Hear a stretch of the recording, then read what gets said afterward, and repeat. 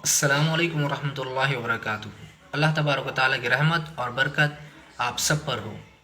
नहमदुहु व नुसल्ली अला रसूलिहिल करीम, अम्मा बाद। अऊज़ु बिल्लाहि मिनश शैतानिर रजीम, बिस्मिल्लाहिर रहमानिर रहीम।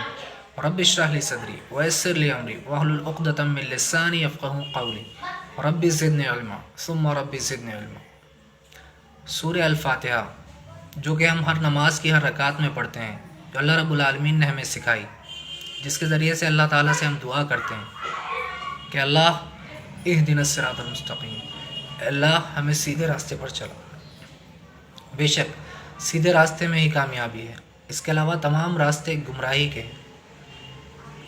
अल्लाह रब्बुल आलमीन ने जो दुआ हमें सिखाई,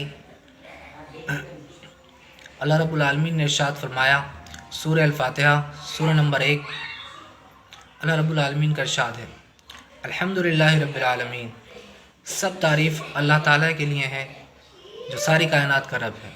और रहमान रहीम, जो बड़ा मेहरबान निहायत रहम फरमाने वाला है। मालिक यौमिद्दीन, जो मालिक है जज़ा के दिन का। इय्याका नअबुदु व इय्याका नस्तईन, ए अल्लाह हम सिर्फ तेरी ही इबादत करते हैं और सिर्फ तुझ ही से मदद चाहते हैं। इहदिनस सिरातल मुस्तक़ीम, हमें सीधे रास्ते पर चला। सिरातल लज़ीना अनअमता अलैहिम, उन लोगों का रास्ता जिन पर तूने इनाम किया। गैरिल मग़दूबि अलैहिम वलद्दाल्लीन, ना कि उनका रास्ता जिन पर तेरा गज़ब हुआ और जो गुमराह हुए,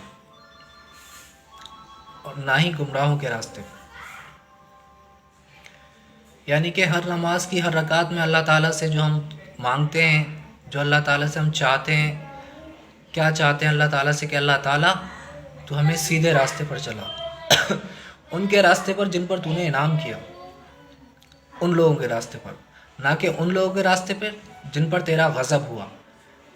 और अल्लाह ताला से क्या इकरार करते हैं, इय्याका नअबुदु व इय्याका नस्तईन, ए अल्लाह हम सिर्फ तेरी ही इबादत करते हैं और सिर्फ तुझ ही से मदद चाहते हैं। यानी कि हर नमाज की हर रकात में हम अल्लाह ताला से ये इकरार करते हैं, बार बार इकरार करते हैं कि अल्लाह हम सिर्फ तेरी ही इबादत करते हैं और सिर्फ तुझ ही से मदद चाहते हैं।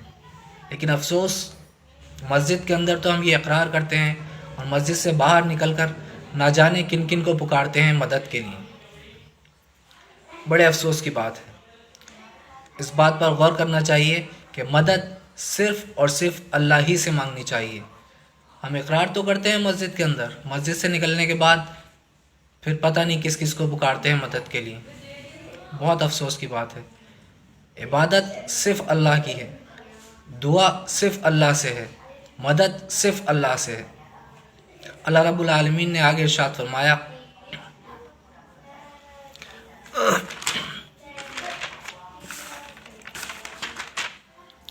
सूरह अल-अनाम सूरह नंबर 6 आयत नंबर 153, अल्लाह रब्बुल आलमीन ने इरशाद फरमाया, और यकीनन यही मेरा सीधा रास्ता है, लिहाजा तुम उसी पर चलो और दूसरे रास्तों पर ना चलो, वो तुम्हें उस अल्लाह ताला के रास्ते से हटा देंगे।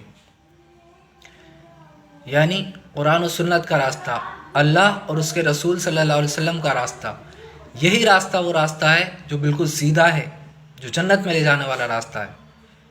अल्लाह ताला ने फरमाया कि तुम इसी रास्ते पर चलो और इसके अलावा दूसरे रास्तों पर ना चलो, वो तुम्हें उस अल्लाह ताला के रास्ते से हटा देंगे, दूर कर देंगे।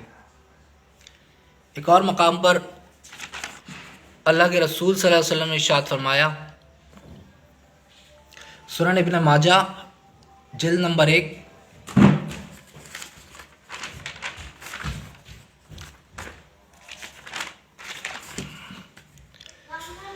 हदीस नंबर 11, अल्लाह के रसूल सल्लल्लाहु अलैहि वसल्लम ने इरशाद फरमाया, हज़रत जाबिर बिन अब्दुल्लाह रज़ियल्लाहु अन्हु से रिवायत है कि हम रसूलुल्लाह सल्लल्लाहु अलैहि वसल्लम के पास थे कि आप सल्लल्लाहु अलैहि वसल्लम ने एक लकीर खींची, 2 लकीरें उस लकीर की दाई जानिब खींची और 2 लकीरें उस लकीर के बाई जानिब खींची। फिर रखा अपना हाथ बीच वाली लकीर पर और फरमाया, ये अल्लाह का रास्ता है।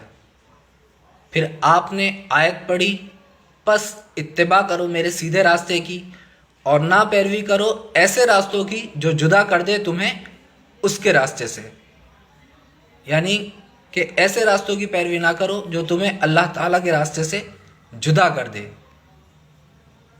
ہمیں صرف اور صرف اللہ اور اس کے رسول صلی اللہ علیہ وسلم کے راستے ہی کو اختیار کرنا چاہیے۔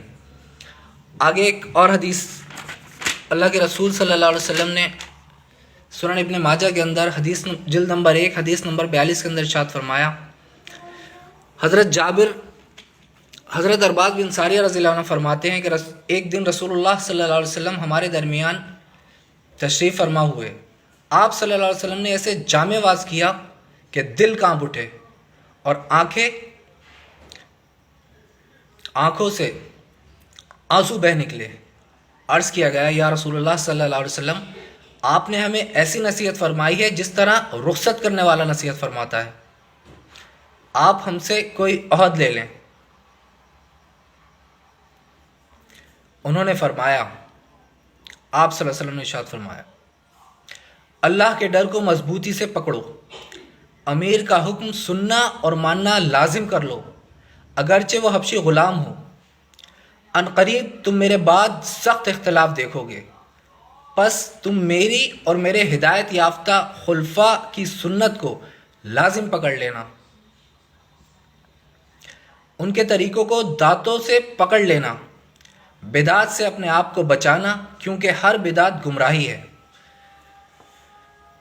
یعنی کہ اللہ کے رسول صلی اللہ علیہ وسلم نے ارشاد فرمایا کہ اللہ تعالیٰ کے ڈر کو لازم پکڑ لو، ہر جگہ ہر وقت اپنے دل میں خیال رکھو کہ اللہ تعالیٰ دیکھ رہا ہے، اور اللہ کے رسول صلی اللہ علیہ وسلم کی سنت اور اللہ کے رسول صلی اللہ علیہ وسلم کے خلفائے راشدین ان کے طریقے کو، ان کی سنت کو مضبوطی سے پکڑ لو، یہاں تک کہ داڑھ کی مضبوطی سے پکڑ لو۔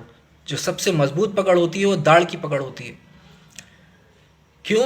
کیونکہ اگر آپ نے سنت کو نہیں پکڑا اور چھوڑ دیا تو پھر کیا ہوگا؟ آپ گمراہ ہو جاؤ گے۔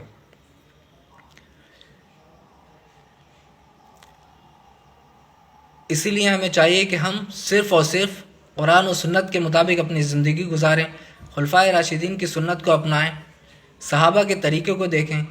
جو دین اللہ تعالیٰ نے ہمیں دیا ہے وہ الحمدللہ مکمل ہے، قرآن و سنت ہی کے مطابق ہمیں اپنی زندگی گزارنا چاہیے۔ صحابہ کرام، خلفائے راشدین، یہی ہمارا دین ہے اور اسی کے اندر کامیابی ہے الحمدللہ۔ اللہ رب العالمین سے آخر میں دعا ہے، اللہ تعالیٰ ہمیں قرآن و سنت کے مطابق، صحابہ کرام کے طریقے کے مطابق اپنی زندگی گزارنے کی توفیق عطا فرمائے۔ جس طرح صحابہ کرام نے دین کو سمجھا، نبی صلی اللہ علیہ وسلم سے سچی محبت کی، اسی طریقے سے اللہ تعالیٰ ہمیں اس پر عمل کرنے کی توفیق عطا فرمائے۔ السلام علیکم ورحمۃ اللہ وبرکاتہ۔